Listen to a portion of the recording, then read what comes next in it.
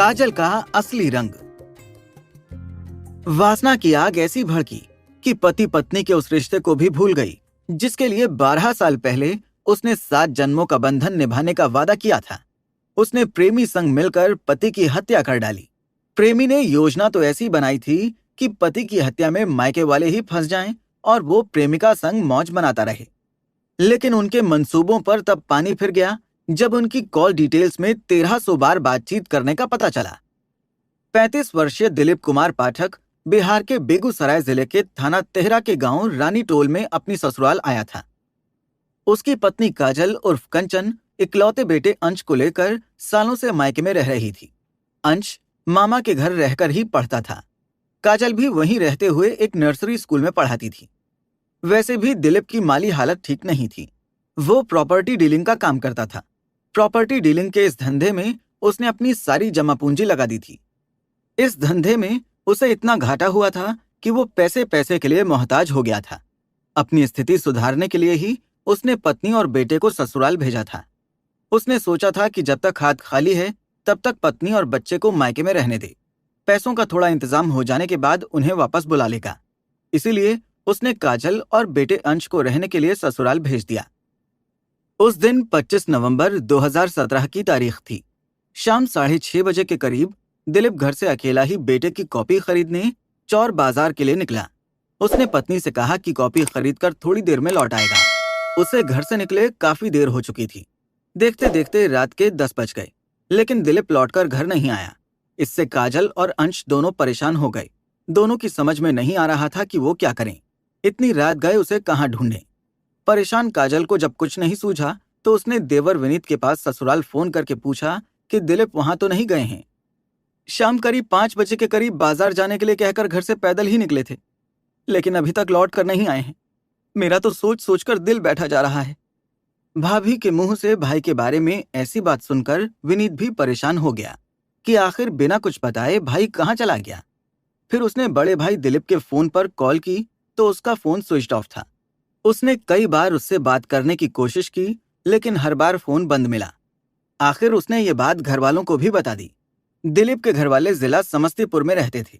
वहां से बेगूसराय थोड़ी दूरी पर था। विनीत ने सोचा अब तो सुबह ही कुछ हो सकता है। उसने रात तो जैसे तैसे काट ली। सुबह होते ही वो भाई का पता लगाने रानी टोल पहुंच गया। वहां पहुंचकर उसे पता चला कि रानी टोल से सटी बूढ़ी गंडक नदी के किनारे हृष्ट पुष्ट गोरे रंग और औसत कदकाठी के एक युवक की लाश पाई गई है। लाश का जो हुलिया बताया जा रहा था वो काफी कुछ उसके भाई दिलीप से मेल खा रहा था। ये सुनकर विनीत थोड़ा विचलित हो गया कि कहीं लाश भाई की तो नहीं है। हो सकता है उसके साथ कोई घटना घट गई हो। जितनी भी जल्दी हो सकती थी वो मौके पर पहुंच गया। वहां काफी भीड़ जमा थी। भीड़ को चीरता हुआ वो लाश तक पहुंच गया। लाश दाईं करवट पड़ी थी। हत्यारों ने उसकी गर्दन पर किसी तेज धारदार हथियार से पीछे से वार किया था। पास ही पूजा की सामग्री पड़ी थी और लाश के ऊपर अधखुली पीली मखमली चादर पड़ी थी। ऐसा लग रहा था जैसे मृतक जब पूजा कर रहा था तभी हत्यारे ने मौका देखकर उस पर पीछे से वार कर दिया हो। विनीत लाश देखकर पहचान गया कि लाश उसके भाई की है। वो भाई की लाश से लिपटकर बिलख बिलख कर रोने लगा। गांव वाले भी लाश को देखते ही पहचान गए थे कि ये काजल के पति दिलीप की लाश है। जैसे ही काजल को पति की हत्या की सूचना मिली तो वो गश खाकर गिर गई। घर में रोना पीटना शुरू हो गया। घर वाले वहां पहुंच गए जहां दामाद का शव पड़ा था।